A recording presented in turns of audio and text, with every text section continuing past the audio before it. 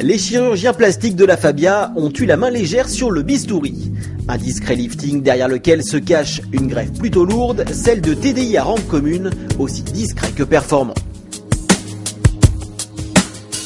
Avec sa jolie frimousse et ses faux airs de mini, surtout lorsqu'elle s'habille d'un toit blanc ou de stickers personnalisés, la Fabia milite depuis 3 ans pour la fantaisie.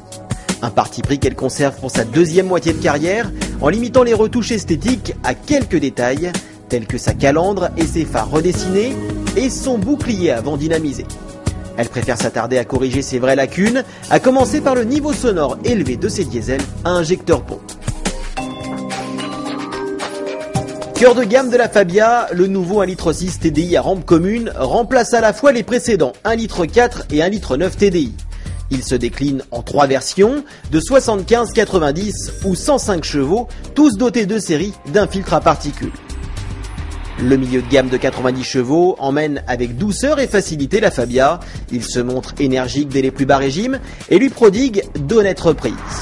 De quoi aborder la route avec sérénité, même si la boîte 5 rapports accrochait régulièrement sur notre modèle.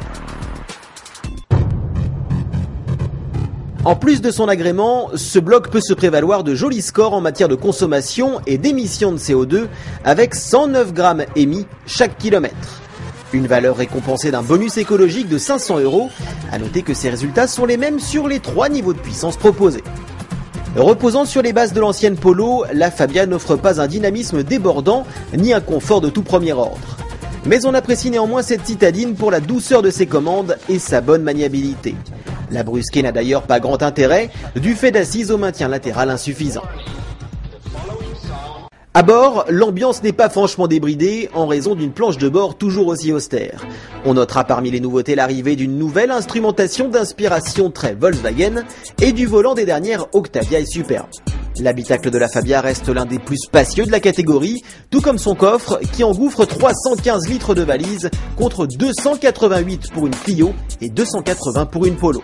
Les rangements sont nombreux et pratiques, à l'image des vastes vides-poches et de la double boîte à gants.